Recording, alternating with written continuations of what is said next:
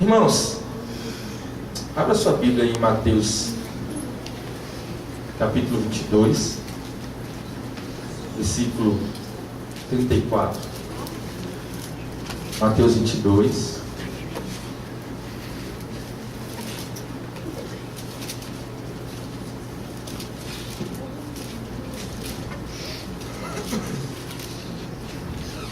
Mateus 22, versículo 34. Domingo retrasado, nós tivemos uma conversa, nós falamos aqui sobre a eternidade já ter chegado, vocês lembram? Nós conversamos sobre nós vivermos uma eternidade agora e não achar que a eternidade é um fato escatológico, algo que um dia ainda vai acontecer em nossas vidas. Não, a eternidade para nós, aqueles que são lavados e remidos pelo sangue de Jesus, já chegou. E aí nessa palavra, ela acabou gerando um desdobramento. Quando eu falei que o que adianta ganhar o mundo e perder a alma? E naquele momento eu trouxe uma perspectiva diferente sobre perder a alma. A gente também tem uma ideia sempre de que perder a alma seria viver aqui e quando chegar no último dia ser lançado no inferno. Mas eu entendo que perder a alma tem uma outra perspectiva, que é você construir algo com Cristo que vai definir que alma que você tem e o que é a sua alma. Então alma, a gente já aprendeu que corpo é corpo, não precisa falar muito a respeito do corpo, a gente já sabe o que é. O espírito é o nosso elo de ligação com Deus, é aquilo que nos mantém vivos espiritualmente, é aquilo que nos mantém em relacionamento com o Pai, é o nosso espírito. E a alma é o seu código emocional, mental. A alma é aquilo que está sendo construído desde a sua gestação na barriga da tua mãe até o presente dia. Uma criança, quando ela está na barriga, ela ouve a voz do pai e da mãe. Ela já tem emoções, ela chuta, ela se mexe. A partir daquele momento, a alma dela já está sendo construída. Eu conheço histórias, por exemplo, de crianças que nasceram traumatizadas por conta de situações que aconteceram enquanto a mãe estava grávida. Então, se você tem uma mulher grávida, por exemplo, que passa por uma situação de estresse, uma situação conturbada, uma situação de humilhação, aquilo pode ser refletido na criança. Mas vai ser refletido em que? Ela nasceu perfeita, está com todos os dedinhos lá. Aquilo pode ser refletido na alma. Na alma. A alma daquela criança já pode nascer comprometida. Eu conheço histórias, por exemplo, de crianças que tiveram problemas de rejeição, porque quando estava grávida, a mãe dizia: eu não quero esse menino, eu não quero esse bebê, eu quero tirar ele, eu quero tirar ele, eu quero tirar ele. E crianças que nasceram com problemas emocionais por conta disso. Então, aquilo foi afetado o quê? A alma. Então, a alma é o código, é a coleção de coisas que vão acontecendo ao longo da sua vida, desde o momento que você está sendo gestado até o presente momento. Então, aquilo que seu pai fez com você quando você era criança te traumatizou, aquilo que seu amigo falou que marcou a sua vida, aquilo que o seu parente te disse e que você nunca mais esqueceu, aquela vergonha que você passou na escola e que causou um trauma em você, aquele bullying que você sofreu, tudo isso vai gerando a sua alma e vai compondo quem você é. Está dando para entender o que é a alma? A alma é isso aí. A alma funciona aqui. Agora, Chega num determinado momento da sua vida que independe de como esteja a sua alma. Então assim, vamos dizer, você aos 20, aos 15, aos 30, não importa. Chega um determinado momento de sua vida que você está com sua alma num estado tal. Aí você se encontra com Jesus. Não importa o quanto sua alma já sofreu, não importa o quanto você está cansado e sobrecarregado, não importa o quanto você foi humilhado, não importa quantos traumas você tenha, Jesus chega para você e diz: vinde a mim, os que estão cansados e sobrecarregados, que eu vos aliviarei. Ou você acha que quando Jesus disse isso, ele estava falando isso para os carregadores de pedra? Os caras estavam com uns 30, 50 quilos de pedra nas costas. Vinde a mim, vocês estão cansados e sobrecarregados. Não, ele não estava falando de peso físico, ele estava falando de alma. Olha, vocês que estão sobrecarregados, vocês que estão com uma carga negativa na alma, vocês que foram traumatizados, vocês que estão angustiados, vocês que passaram por situações que marcaram a vida de vocês, vinde a mim que eu vos aliviarei. E aí, a partir do momento que você tem um encontro com Cristo, veja que, presta atenção na frase que eu vou dizer agora para você não se confundir. Presta bem atenção.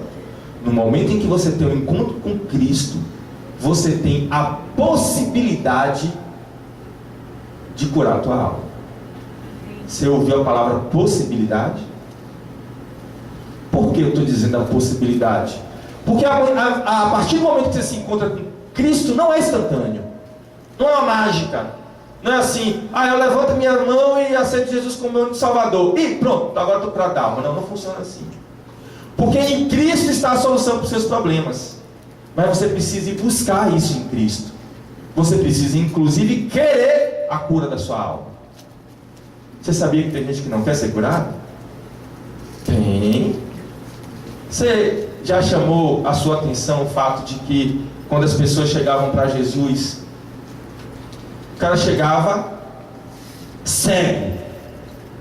Aquele pastor engraçado que fica na internet até faz uma piada com isso. O cara chega cego, aí chega perguntando, chega pedindo: filho de Davi, tem compaixão de mim, filho de Davi, tem compaixão de mim. Aí Jesus vira para o cego e pergunta: o que é que você quer? Aí ele fica dizendo: um cão guia? Não, o cara quer ficar curado. Mas por que Jesus pergunta o que ele quer? Porque as pessoas às vezes têm anseios que você vai achar muito esquisito. Tem gente que tem um sentimento de autocomiseração tão grande que prefere a dor para que as pessoas olhem para ele e digam: coitadinho, está sofrendo tanto. Tem gente que se alimenta do coitadinho que sai da boca das pessoas. Vocês sabiam disso? Tem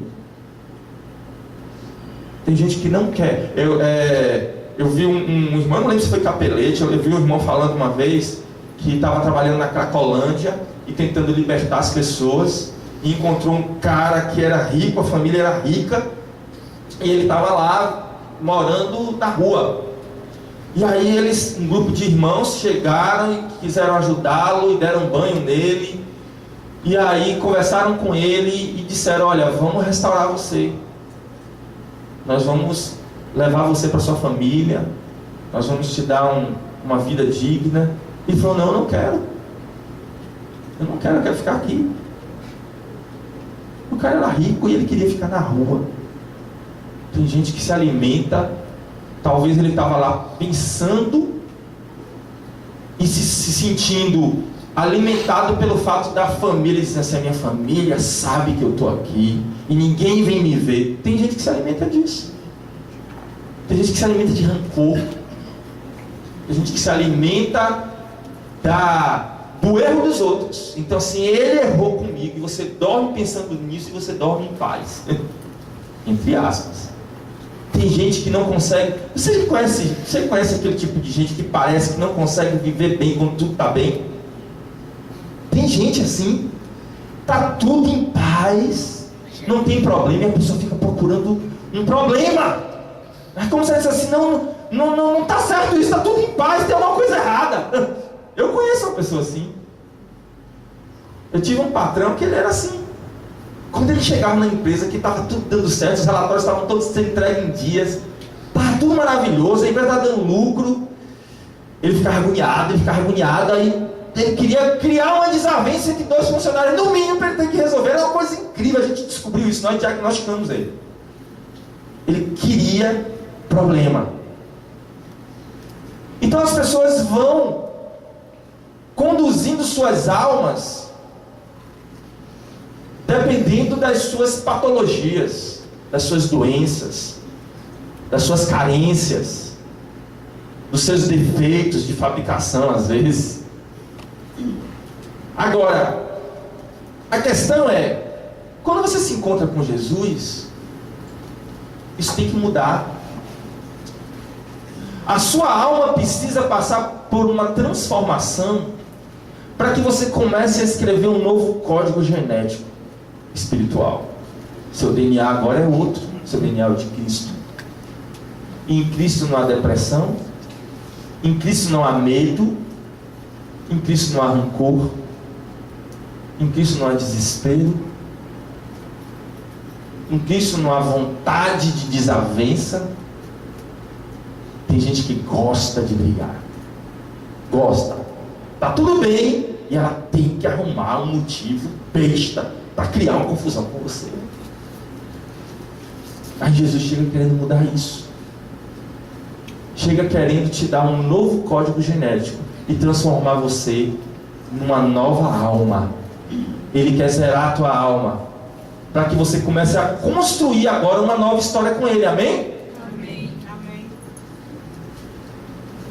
E aí você começa a entender. Mateus 22, 34 diz o seguinte: ao ouvirem dizer que Jesus havia deixado os saduceus sem resposta, os fariseus se reuniram. Um deles, perito na lei, o pôs à prova com esta pergunta: mestre, qual é o maior mandamento da lei? Respondeu Jesus: ame ao Senhor, seu Deus, de todo o seu coração, de toda a sua alma e de todo o seu entendimento. Este é o primeiro e maior mandamento. Alguém sabe me responder aqui como é que a gente ama a Deus de toda a nossa alma? Como que ama a Deus de toda a nossa alma? Como é que ama a Deus de todo o nosso corpo? Como é que ama a Deus de todo o nosso espírito?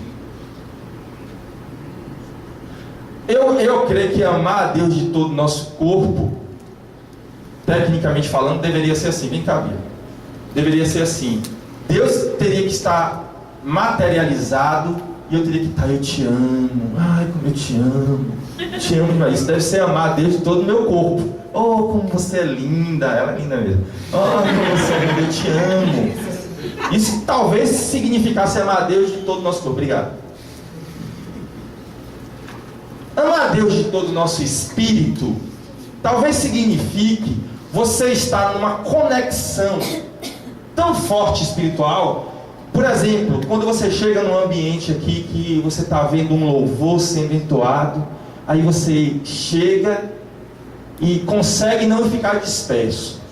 Por exemplo, hoje de manhã eu cheguei aqui meio agitado, eu tive um atraso porque tive que passar lá no salão, porque tinha um profissional lá que tinha que trabalhar, tive que abrir lá, e aí eu cheguei aqui meio conturbado, e eu estava ali no meio do louvor meio conturbado, e aí teve hora que eu fechei meus olhos e falei assim: Senhor, me puxa porque eu estou em algum lugar que não é aqui, me puxa, porque se tem uma coisa que eu não admito é eu ficar no meio do louvor disperso. Porque eu vim aqui para quê? Se é para ficar disperso, eu ficava em casa assistindo televisão, Fórmula 1, sei lá o que é que passa domingo de manhã, Globo Rural, ou então jogar bola com os amigos. Mas se eu vim aqui e estou disperso, eu começo a me disciplinar, começo a orar. E aí eu comecei a fechar meus olhos e falei assim: me puxa daqui. Eu não sei onde é que eu estou agora, sei lá, talvez eu estou no salão, talvez eu estou... Aí eu comecei a orar e pedir a Deus para me puxar. Aí quando a gente começou a cantar aquela música, Correrei para ti, meu Senhor, aí eu creio que Deus atendeu a minha oração, Ele me puxou, e aí eu estava em algum lugar, amando a Deus de todo o meu espírito. Então talvez amar a Deus de todo o nosso espírito seja aquela conexão que teu espírito tenha com o Pai, que deixa você num transe espiritual, numa emoção espiritual, se é que existe emoção espiritual, mas E o que seria amar a Deus de toda a nossa alma? Já que a alma são as coleções das coisas que acontecem na sua vida e que ficam gravadas na sua mente e começam a fazer parte das suas sensações. Então, para mim, amar a Deus de toda a minha alma é chegar para Deus e dizer assim: eu quero fazer um acordo contigo. A partir de hoje, eu quero começar a escrever uma nova história contigo. Eu quero que as minhas referências, as minhas vivências, o meu dia a dia seja pautado na minha relação com o Senhor. Eu quero abrir mão de toda coisa ruim que a minha alma trouxe até aqui: rancor, raiva, depressão, traumas, medos, sentimentos de inferioridade, de autocomiseração. Eu quero abrir mão de tudo, Senhor. Quero abrir mão de tudo isso. E eu quero te implorar que comece a escrever uma nova história comigo agora. Para que quando se você raciocina comigo, se você hoje não conhece Jesus, quando você olhar para trás, você vai lembrar de tudo que sua alma viveu sem Cristo, é verdade? Aí vai vir no pacote os traumas, as angústias, as inseguranças, os medos, tudo. Mas se você se converteu hoje pela manhã às 7 horas e começou a viver uma vida com Cristo, quando você chega no dia seguinte, que você olha para trás, você lembra do que você viveu com Cristo. Amém? Amém. Então, se você está vivendo coisas boas com Jesus, é isso que vai fazer parte da tua alma. Amar a Deus, Ele fala, de todo o teu coração, de toda a tua alma, de todo o teu entendimento. Comece a codificar o seu entendimento a respeito da sua relação com Deus, amém? Isso vai construir uma nova alma para você. Na verdade, irmãos, isso não acaba até a volta de Jesus. Não acaba até a volta de Jesus. Eu estou falando que não acaba até a volta de Jesus, porque depois da volta de Jesus, quem vai dizer como é que a coisa vai funcionar é Ele, né? Aqui a gente já sabe mais ou menos como funciona. Então, assim, se você tem 20 anos de crente, por exemplo, não quer dizer que você tem 20 anos de alma com Jesus intenso. Talvez você tenha passado 20 anos de crente supérfluo, vivendo a sua vida numa esfera totalmente complicada e angustiante também. Então, o que eu estou propondo para você é pegar a sua alma e dizer assim: Senhor, vamos construir uma história intensa. Porque quando o Senhor voltar, ou quando eu for me encontrar contigo, eu quero ter algo consistente na minha mão. Eu quero ter uma alma que viveu uma vida intensa contigo. Porque aí vem a pergunta: o que adianta ganhar o mundo e perder a alma? O que adianta você começar a viver essa vida terrena aqui, só fazendo coisas que vão te dar coisas que você não vai levar? Não, eu preciso trabalhar muito, porque eu tenho que comprar minha casa, eu tenho que comprar meu carro, eu tenho que ter aquela formação. E aí você, não estou nada contra isso. A gente tem que, se puder comprar nossa casa, tem que comprar mesmo. Se puder comprar nosso carro, a gente compra mesmo. Se puder ter aquela formação, pensa. Mas quando a minha vida começa a girar só em torno disso, o que eu estou fazendo com a minha alma? O que eu estou fazendo com a minha alma? Que códigos eu estou dando a ela? Que coleções eu estou colecionando? Porque quando a gente se encontrar com Cristo para a eternidade, você não pense que tudo vai zerar. Você não vai chegar lá e apagão, e aí você não lembra de mais nada que aconteceu aqui. Na verdade, nós estamos vivendo isso que a gente está vivendo aqui justamente para compor a nossa eternidade. Nós vamos chegar lá na eternidade, no novo céu e na nova terra, dizendo: eu conheço o pecado, eu conheço as angústias, eu conheço as dores, eu não quero nunca mais ela para a minha vida. É por isso que em Apocalipse 22 diz que Ele enxugará do rosto toda lágrima. Não haverá mais dor, não haverá mais guerra, não haverá mais nada que venha maltratar a sua alma. Mas como é que você entra nesse céu? Como é que você vive essa vida aqui? Que direção você dá para a tua alma, meu irmão? Em Mateus 16, versículo 26, diz o seguinte: é o texto que eu acabei de citar. Pois que adiantará o homem ganhar o mundo inteiro e perder a sua alma? Ou o que o homem poderá dar em troca da sua alma? Pois o Filho do Homem virá na glória de seu Pai, com os seus anjos, e então recompensará a cada um de acordo com o que tenha feito. Aqui dá uma ideia de que quando Jesus voltar na glória dele, ele vai te fazer uma pergunta: o que é que você conquistou até agora? Quais foram as coleções que você guardou dentro de si? E aí você fala assim: eu tenho um carro, eu tenho uma casa, eu tenho um dinheiro na poupança, eu tenho 3 diplomas, eu tenho tal. Aí a pergunta que ele está fazendo aqui é: o que é que você vai dar em troca da sua alma? Isso eu não quero. Está perguntando aqui: o que você vai dar em troca pela sua alma? Agora, por isso que aquele texto diz que quando Jesus encontra com a gente, aí muitos dirão: Senhor, eu expulsei demônios em teu nome, eu curei, eu fiz, eu aconteci e tal. Fala assim: apartai-vos de mim, vós praticais a iniquidade, eu não vos conheço. Eu não vos conheço significa eu não tive uma vida contigo. A sua alma não foi entregue a mim. Você não nutriu a sua alma com uma história comigo. Deu para entender? Está entendendo, irmãos? Amém. Você está entendendo? Diga um amém. Amém. Amém. Então, o que o Espírito Santo está chamando você é para você dar uma direção à sua alma. É para você começar a construir algo com Ele, junto com Ele. Em 1 Pedro capítulo 2, versículo 11 diz: Amados, insisto em que, como estrangeiros e peregrinos no mundo, vocês se abstenham dos desejos carnais que guerreiam contra pode falar isso mesmo, a alma. Olha aqui ele está botando está dando uma dicotomia aqui. Ele está dizendo: os desejos do mundo que guerreiam contra a sua alma. Você sabe, os desejos, às vezes a gente fala assim: os desejos do mundo é porque prostituição, orgias, assim. Não, e quem não faz essas coisas? Quer dizer, simplesmente pelo fato de você não entrar no prostíbulo, significa que você está salvo? Por você não participar de bacanais, significa que você está salvo? Não, os desejos, as paixões desse mundo são tudo aquilo que te prendem aqui e que te fazem querer viver uma vida com você e com você mesmo. É a eterna luta por satisfazer os seus anseios carnais. E Deus vira para você e fala assim: o meu reino não é desse mundo. Não.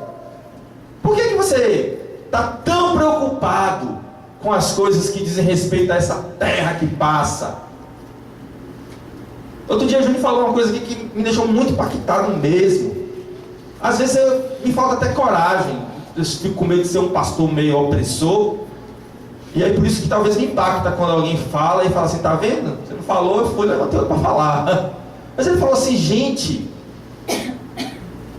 às vezes a gente fica assim pensando, tanta perda de tempo que a gente vive. A gente deveria levar o reino mais a sério.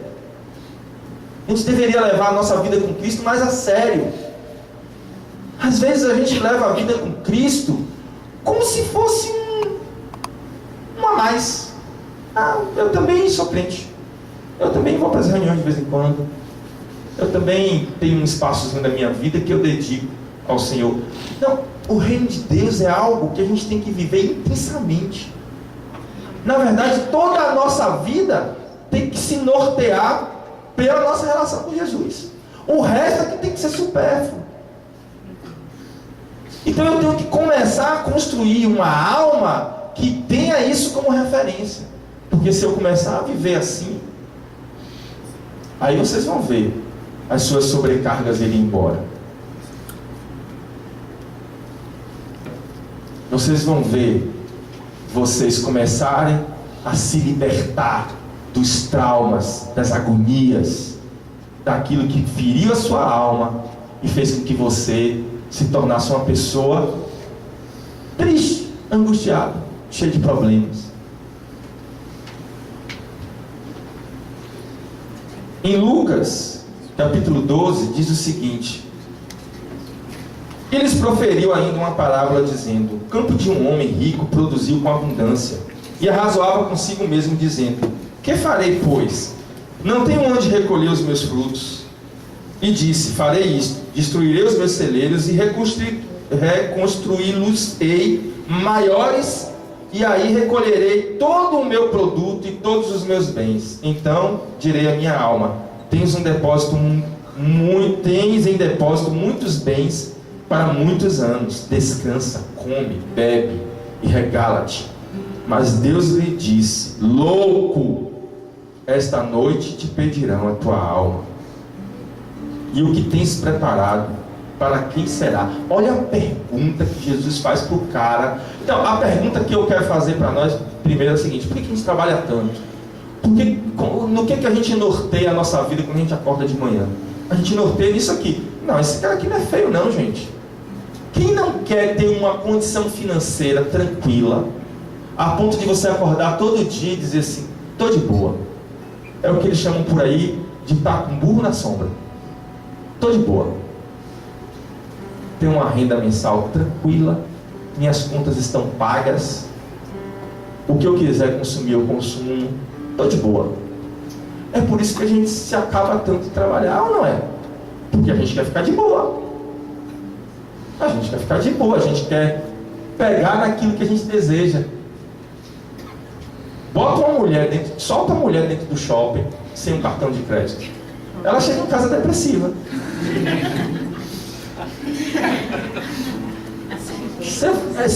Se você largar ela no shopping sem cartão de crédito, não volte para casa, fuja do país. Porque vai sobrar para você. Agora, vamos inverter. Ela está em casa depressiva, chateada, enchendo o saco. Larga ela dentro do shopping com cartão de crédito. Não é o problema. Porque quando a gente pega naquilo que a gente quer, a nossa alma se alegra. Quando a gente olha a concupiscência dos olhos, a gente olha para aquilo e fala: eu quero aquilo. Você olha para qualquer coisa e diz: eu quero. Aí quando você bate a mão no bolso e fala: eu não tenho, lascou. Você fica depressivo. Mas quando você pode, aí sua alma regala-te. Aí o que Jesus está falando para você, perguntando, é o seguinte: ele pergunta aqui: louco, esta noite pedindo a tua alma, o que tens preparado, para quem será? Todas as coisas que você tem feito e se acabado para fazer, é para conquistar algo que é para quem? É o que o texto está perguntando aqui de uma forma muito singela. Assim é o que entesoura para si mesmo e não é rico para com Deus. Como que a gente é rico para com Deus? É assim: você começa a arrancar dinheiro aqui, você começa a ter bens aqui, aí você liga para o anjo, manda ele descer, ele vem com um caixote na mão, aí ele pega tudo que você tem e leva para o céu, aí você está rico lá. Aí você liga para Deus: Deus, como é que está minha conta aí? Ele: pera aí, só um minutinho. Olha aqui, tem aqui, tem carro, tem casa, tem tá ótimo. É isso que é ficar rico para com Deus? Não é. Então, se não é isso, estar rico para com Deus é estar com coleções de coisas que você vai estar construindo e vivendo na sua vida com Ele. Amém? Amém.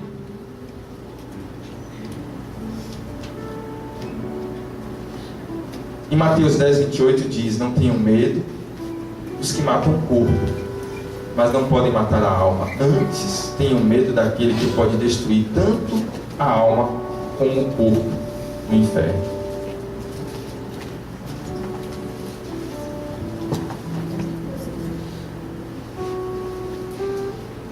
Gente, o inferno é real, ele existe.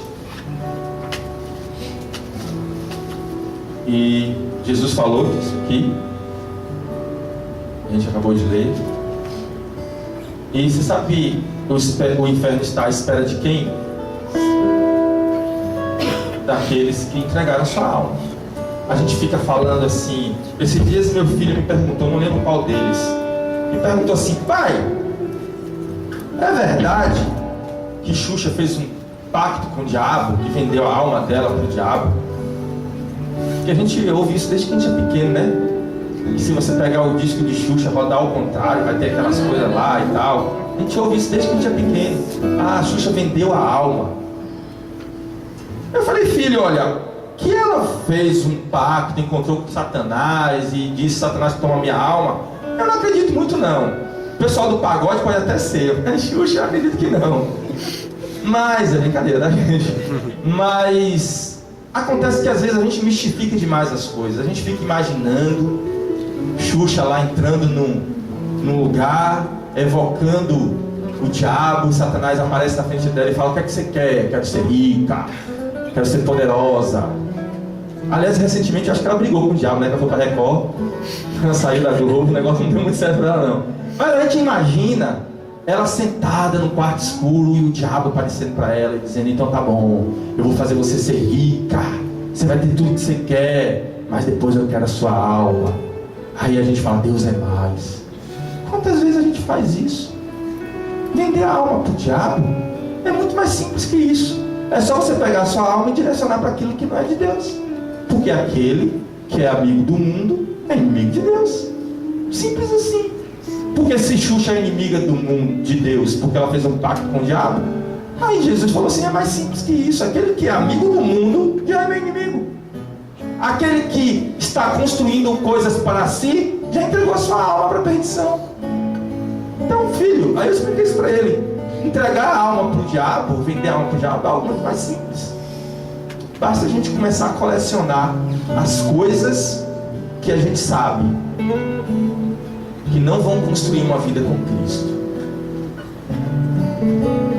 Eu queria te convidar hoje a repensar a sua alma. Sabe, se você começar a intensificar uma relação com Cristo, coisas que estão afligindo sua alma vão sumir. Se você fechar os olhos agora, eu tenho certeza que você vai lembrar de algo que está afligindo sua alma. Sabe, quando a gente não vive com Cristo, tudo que a gente faz coopera para o nosso mal. É simples assim. Não adianta, não é meritocrático, sabe? Não está nas suas mãos fazer o que é bem ou o que é mal. Não está nas suas mãos. Ninguém faz o bem. Ninguém tem a capacidade de fazer o bem. A gente tem que viver em Cristo, e vivendo em Cristo, Ele nos encaminha para viver o bem. Então eu tenho que o tempo inteiro clamar ao Senhor e dizer: Senhor, eu quero viver uma vida contigo. Eu quero escrever uma alma nova contigo. E as coisas vão começar, as coisas ruins vão começar a serem diluídas na sua vida e evaporadas. Tem muitas pessoas feridas, pessoas cristãs, pessoas convertidas, feridas porque alguém falou algo que feriu a sua alma, ferida porque brigou com o marido, brigou com a esposa, porque ouviu algo do pai que não queria ouvir, porque ouviu algo do filho. E as pessoas vão se ferindo porque tem inseguranças, se ferindo porque não conseguem controlar o dia de amanhã, ficam ansiosos. E amanhã? E meu emprego? E como eu sustento minha família? Ansiosos. E as pessoas vão... Você sabe o que você está fazendo, meu irmão? Você está ferindo a sua alma. É como se você pegasse a sua alma, colocasse em cima da mesa e pegasse um martelo e começasse a bater nela. Pá, pá, pá. Em Cristo, você restaura a sua alma. Sabia disso? A gente precisa buscar em Deus a restauração para nossas almas. Porque você em Cristo não só recupera a sua alma, como não fere a alma do outro. Porque a gente constantemente está ferindo a alma do outro. E se você não estiver em Cristo, não adianta. Até o que você faz certo dá errado. Você faz tudo certinho, mas dá errado. Você quer ver um exemplo? Marido e mulher, por exemplo. Ó, homens, eu quero dizer uma coisa para vocês. Às vezes, numa briga entre você e sua esposa, você pode até ter razão, mas você sabia que ter razão não significa que você está certo? Confundir sua cabeça? Como assim eu tenho razão, mas não estou certo? Eu explico. Se você está passando num cruzamento com o carro e o sinal está verde, você pode passar no verde. Você passa, você está com a razão? Está com a razão. Se o cara passar no vermelho, quem está errado é ele. Mas se você, porque acha que está com a razão, olha para o verde e fala, vou passar, quem quiser que pare no vermelho passa, aí quem está errado é o cara que está com o caminhão que passou no vermelho. Você está certo, mas se ferrou. Você está com a razão, mas a sua razão foi aplicada numa hora que não devia. E você passa na razão no verde, e o cara que estava sem razão te atropelou no vermelho. Então nem sempre. Só porque eu lembro de uma vez, eu estava discutindo com Bia no estacionamento do shopping Guatemi. A gente estava no carro e nós estávamos com a alma abalada. E ela tinha acabado de ferir a minha alma. Como? Falando. Porque mulher fere a alma da gente só falando. E aí ela começou a falar. E eu comecei a ficar, sabe, enfurecido e esperando a minha vez. Porque a gente briga educadamente. Ela fere a minha alma primeiro e depois eu espero a minha vez de ferir a alma dela. E aí ela começou a falar. E aquilo que ela foi falando, eu tinha certeza que eu tinha razão. Tinha razão. Ela, sabe, talvez estava naqueles dias da TPM que mulher pensa que tem a razão, mas não tem. E ela estava falando. E eu esperando a hora. Mas ela falou tanto que eu falei assim, quando chegar a minha vez, ela vai sair daqui chorando. E eu estava só esperando a minha hora. Impressionante. Quando ela terminou de falar que era a minha vez, que eu já estava... Aí meu telefone tocou. Quem é que eu vou atender ninguém a hora dessa? E quando eu olho o telefone, Rita Alcântara. Uma irmã que toda vez que me liga é para me dizer, Deus mandou te dizer isso. E já tinha uns meses que ela não falava comigo. Aí eu falei assim, eu vou esperar um pouquinho. Daqui a pouquinho eu falo, agora é minha vez. Aí eu atendo o telefone. A Rita Alcântara vira para mim e diz assim, eu não sei onde você está, mas eu sei de uma coisa, você está brigando com sua esposa. Porque Deus acabou de me revelar. E Deus mandou te dizer, não fale nada. Cale a sua boca. Porque ela está sofrendo. Simplesmente assim. Tempos depois, a gente conversando mais calmo sobre o assunto, ela admitiu que ela estava errada. Eu tinha razão. Mas naquele momento a minha razão ia ferir a alma dela. E Deus sabia disso. Eu fiquei chateado com Deus na hora. Fiquei, ela lembra disso.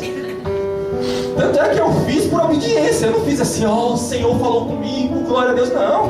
Eu fiz por obediência. Eu falei, pô, Deus pega leve, né? Você sabe que eu tenho razão. Mas é porque a alma, uma ferida na alma acaba com a vida de um ser humano. Uma ferida na alma acaba com relacionamentos. Vamos ficar de pé?